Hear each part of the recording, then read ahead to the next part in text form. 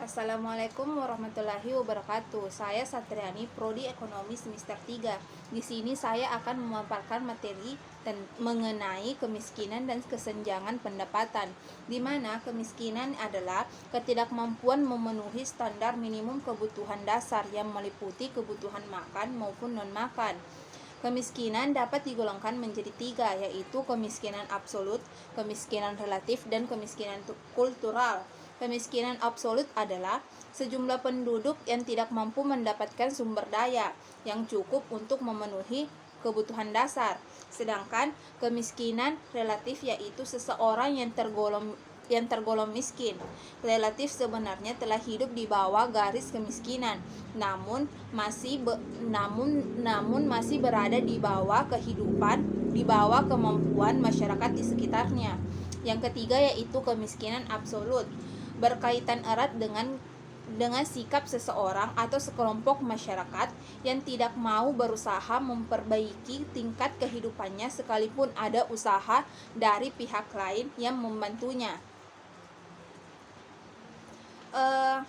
Sedangkan definisi kesenjangan pendapatan adalah menggambarkan distribusi pendapatan masyarakat di suatu daerah atau wilayah pada waktu yang tertentu.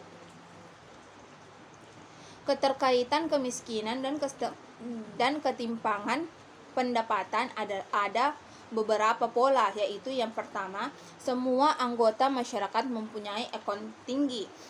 Tidak ada miskin, tetapi ketimpangan pendapatannya itu tinggi. Yang kedua, setiap anggota masyarakat mempunyai ekonomi tinggi. Tidak ada miskin, tetapi ketimpangan pendapatannya rendah. Ini yang paling tidak baik. Yang ketiga yaitu semua anggota masyarakat mempunyai ekonomi rendah. Semuanya miskin, tetapi ketimpangan pendapatannya tinggi. Yang keempat, semua anggota mempunyai ekonomi rendah. Semua miskin, tetapi ketimpangan pendapatannya rendah. Yang kelima, tingkat ekonomi masyarakat bervariasi. Sebagian miskin dan sebagian pula tidak miskin, tetapi ketimpangan pendapatannya tinggi. Yang keenam, tingkat ekonomi masyarakat bervariasi, ada yang miskin, ada pula yang tidak miskin, akan tetapi ketimpangan pendapatannya rendah. Indikator kesenjangan pendapatan terbagi menjadi beberapa, yaitu yang pertama, UMR yang ditentukan pemerintah atau pegawai swasta dan pegawai pemerintah yang berbeda. Yang kedua, PNS atau golongan atas, lebih sejahtera dibandingkan petani. Yang ketiga yaitu pertanian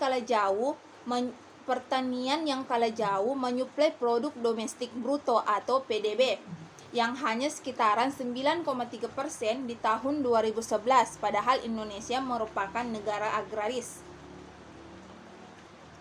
Ada pula faktor penyebab kemiskinan, yaitu ada dua, yaitu kemiskinan alami dan kemiskinan buatan. Kemiskinan alami terjadi akibat sumber daya alam yang terbatas, penggunaan teknologi yang rendah, dan bencana alam.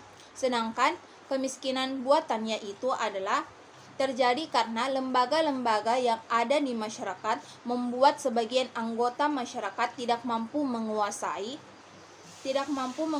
sarana ekonomi dan berbagai fasilitas lain yang tersedia hingga mereka tetap miskin. Penyebab lain kemiskinan di Indonesia itu ada beberapa. Yang pertama yaitu lajunya pertumbuhan penduduk. Yang kedua, angkatan kerja penduduk yang bekerja dan pengangguran. Yang ketiga, tingkat pendidikan yang rendah, dan yang keempat, kurangnya perhatian dari pemerintah.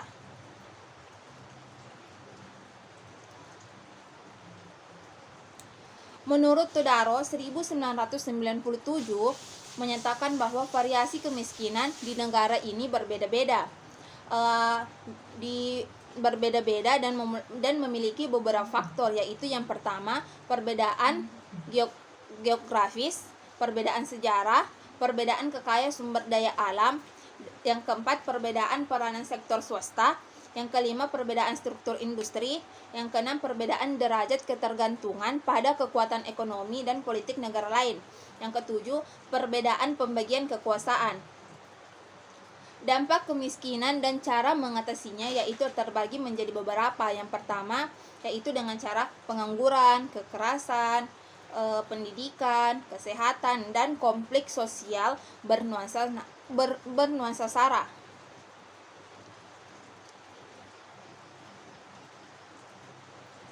Kemiskinan juga dapat diatasi dengan cara yang pertama, bantuan kemiskinan atau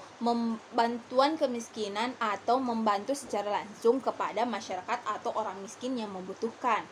Yang kedua yaitu bantuan terhadap keadaan individu, dan yang ketiga yaitu persiapan bagi yang lemah. Itulah materi yang dapat saya sampaikan. Sekian dan terima kasih. Wabillahi taufik wal hidayah. Wassalamualaikum warahmatullahi wabarakatuh.